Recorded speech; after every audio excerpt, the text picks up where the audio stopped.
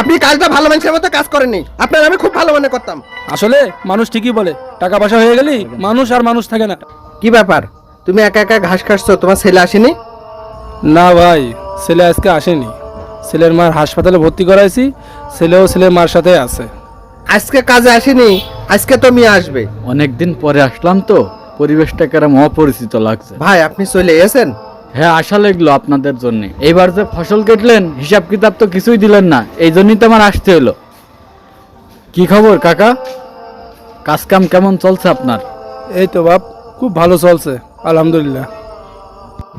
এই যে এইখানে বসে পড়াশোনা করছে, এই মেয়েটা কিরা? এটা আমার এই ছোট মেয়ে যে নুসরাত, ও তো 5 পর্যন্ত পড়াশোনা করেছে। এখানে তো আর 5 পর্যন্ত পড়াশোনা করার কোনো পড়াশোনা নেই, এই জন্য ওই আগের বইটাইগুলো একটু দেখছে, দেখে দেখে একটু পড়াশোনা করছে।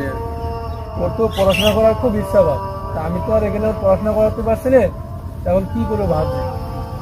নুসরাত, তুমি এইদিকে আসো। সেই ছোট নুসরাত তো অনেক বড় হয়ে গিয়েছে, তা আপনার কোনো চিন্তা করার দরকার নেই। আমাদের শহরে অনেকগুলা স্কুল আছে, তাহলে আপনি ওর আমার সাথে পাঠিয়ে দেন, আমার বাসায় থেকে স্কুলে ভর্তি করে দেব, স্কুলে যেয়ে পড়াশোনা করবে। এই তো ভালোই হয় যে আমার মেয়ে যদি তোমার এখানে যায় বাপ, তাই তো আমার জন্য খুবই ভালো। ও ভালোভাবে করে মানুষ হবে, ভালোভাবে লেখাপড়া করতে পারবে, তাই তো বাপ তোমার এখানে থাকলে আমার কোনো টেনশনই নেই বাপ। কি রে মা, তাহলে কি তুই যাবি শহরে যে পড়াশোনা করবি? হ্যাঁ আব্বা, আমি যাব। আচ্ছা মা, তাহলে যা, আমি ব্যবস্থা করছি। আমি তো গ্রামে একটা কাজের জন্য আসছিলাম, তা আমার কাজ শেষ, তাহলে আপনি ওর গুছিয়ে দেন, আমি অন্য এখনই চলে যাই। আমি এখন ব্যাগপত্র যা আছে সব গুছিয়ে দিচ্ছি, আপনি তাহলে এখন নিয়ে যান। হ্যাঁ বাউল ভাই, মাঠের কাজ কাম সব কেমন চলছে? সব ঠিক আছে তো? আল্লাহর রহমতে সব কাজ কাম ভালোই চলছে। আর এখন তো প্রতিবারের চেয়ে এবার টাকা পয়সা তো বেশি দিচ্ছি।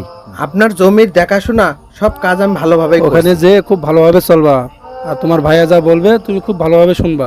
এই যে আমার মেয়ে আপনার কাছে দিয়ে দিলাম, আপনি একটু দেখে শুনে ভালো করে আমার মেয়েটা একটু মানুষ করেন। আপনি কোনো চিন্তা করেন না, আমি আমার আপন মানুষের মতো ওর দেখে শুনে রাখবো।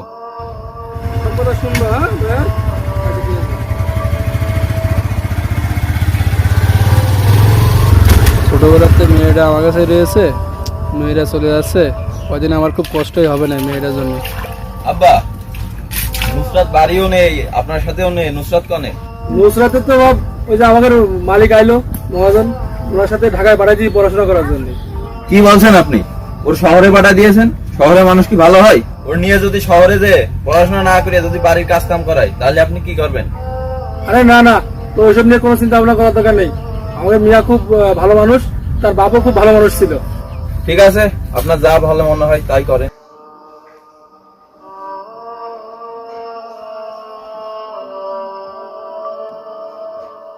আপনি আমার স্কুলে ভর্তি করবেন না? আমি তো আইসি মেলা দিন হয়ে গেল, আমার ভর্তি করবেন কবে?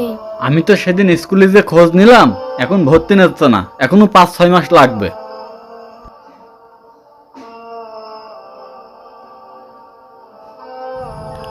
বাড়ির দরজা তো বন্ধ, ফোনতে দেখি কনে আছে।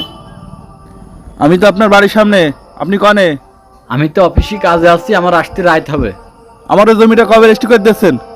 আমার নামে রেস্টু করে দিচ্ছেন না, আবার নিজে আবাদ করে খাচ্ছেন।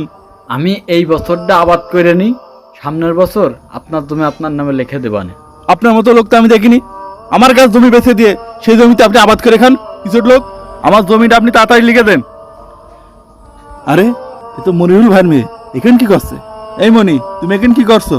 আমার আব্বা আমার শহরে পাঠিয়েছে পড়াশোনা করার জন্য, কিন্তু এরা আমার দিয়ে শুধু কাজ করায়। স্কুলে আমার ভর্তি না করে ওরা সব বাড়ির কাজ আমার দিয়ে করায়। শালা তো আসলে অনেক পিছট লোক। শালা আমার জমিটাও লিখে দিচ্ছে না, আবার ছেলে ফেলে নিয়ে এসে কাজ করাচ্ছে। কাকা, আমার এখানে থাকতে খুব কষ্ট হয়, আপনি আমার আব্বার কাছে যে সবকিছু কবেন। মনি তুমি চিন্তা করো না, তোমার বাপের কাছে সব বিলে দেবানে। আজকের দিনটা থাকো, যাও। প্রতিদিন আসর নামাজের পর মেয়েটা আমাদের সাথে বসে বসে থাকতো। মেয়েটা অনেকদিন হলো নেই, মেয়েটার জন্য আমার খুব খারাপ লাগছে। বাড়ির কাছে হলে আমি এখনই চলে যেতাম। সন্তান বাইরে রাখা খুব কষ্ট। আমার একটা সন্তান আছে, তাই আমি বুঝি সন্তানের কি জ্বালা। তাহলে শোন, তোর মার দিয়ে পিঠাটা বানিয়ে দিবানে, তুই একদিন যে দেখে আয়। এই ওই যে চেয়ারম্যান সাহেব এসে। আসসালামু আলাইকুম চেয়ারম্যান সাহেব, ভালো আছেন? ওয়ালাইকুম আসসালাম। ভালো তো আছি। আজকে আপনার মেয়ের বাড়ি গেলাম, যে যা দেখলাম। কি হয়েছে? আমার মেয়ে ভালো আছে তো? আপনার মেয়ে তো নিয়ে গেল পড়ালেখা করানোর জন্য। আজকে যে দেখলাম বাড়ির সব কাজ করায়, বাড়ির যত কাজের বর কাজ আছে সব একাই করে। আমি বারবার করে বললাম বুন্ডার এখানে পাঠায়েন না, শহরের মানুষ ভালো না। আপনি তো আমার কোনো কথাই শুনলেন না। আমি ওর খুব ভালো মানুষ ভাবিলাম, ও আমার সাথে বিশ্বাসঘাতকতা করেছে, ওর আর আজকে কোনো রেয়াই নেই। তাই বল ভাই। এ চলো তো, মিয়া বলে বড় লাট হয়ে গিয়েছে। কি রে মা, তুই কি করছিস রে? তোর এই অবস্থাকে আব্বা আমার স্কুলে ভর্তি করেনি, আমার দিয়ে শুধু বাড়ির কাজ করাই। দেখেছেন ভাই, কত বড় বিয়াদব। যে মেয়ের দিয়ে আমি কোনোদিন কাজ করাইনি, সেই মেয়ের লেখাপড়ার নাম করে নিয়ে এসে কাজ করাচ্ছে। বাড়ির মধ্যে এত চিল্লাচ্ছে কিটা যে দেখি তো কি ব্যাপার, আপনারা এত চিল্লাচ্ছিল্লি কেন? আমরা আমার মেয়ের কি করতে নিয়ে আসেন আর কি করাচ্ছেন? আমার মেয়ের দিয়ে বাড়ির সব কাজ করাচ্ছেন, আপনি কি করতে নিয়ে আসেন আর কি করাচ্ছেন? আপনি আমার মুখে মুখে কথা বলছেন, আপনার সাহস তো কম না? আপনি মুখি মুখি কথা করার কি দেখেছেন? যেই মেয়ের দিয়ে আমি কোনোদিন আমার বাড়ির একটা কাজও করাইনি, আমি নিজেই না খেয়ে থাকেছি, তাও আমার মেয়ের কোনোদিন না খেয়ে রাখিনি। আপনি কাজটা ভালো মানুষের মতো কাজ করেননি, আপনার আমি খুব ভালো মনে করতাম।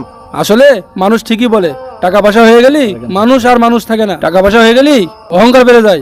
এই নুসরাত চল, তোর আর এখানে থাকতে হবে না। এই রকম সেম ঘটনাই ঘটেছে আমার একজন পরিচিত মানুষের সাথে। এই ভিডিওটা আমরা তৈরি করলাম আপনাদেরকে সতর্ক এবং সাবধান করার জন্য। সুতরাং অবশ্যই বেশি বেশি ভিডিওটি লাইক, কমেন্ট এবং শেয়ার করবেন।